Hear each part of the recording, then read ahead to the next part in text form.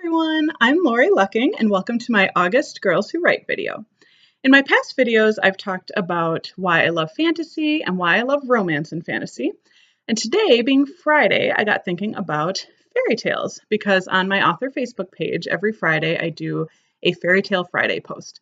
So today I wanted to talk a little bit about why I love fairy tales and why I think they continue to be so popular.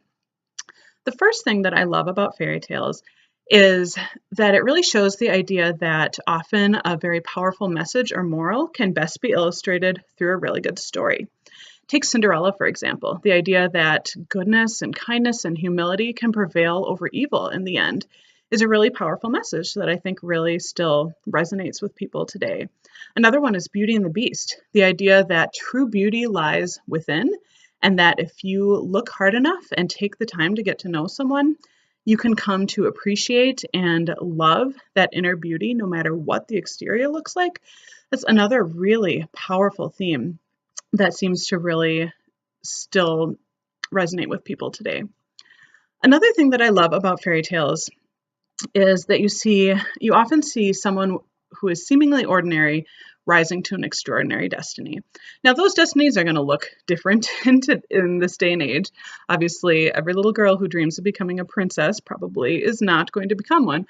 But still, that idea that someone who's so limited by the circumstances of their birth, by their status, by their poverty, can rise above that to accomplish something extraordinary is really inspiring and shows that dreams really can come true. And I think that people still want to believe that, even though it looks very different in our current society. Another thing that I love about fairy tales is the idea of happily ever after. Now, I know that in the original Grimm fairy tales, there aren't that many happily ever afters to be found. I'll admit I'm not a purist. I tend to lean a bit more towards the Disney versions where they do all end in happily ever afters. But I think that idea of happily ever after is so appealing to people. And I know that as we get older, we realize that it's not as simple as marrying the right guy and riding off with him into the sunset and suddenly life is easy and perfect. But I still think that there's something to be said for that idea that kind of your growing pains are over, you've kind of found your place in this world, found a purpose, and that you're going after it.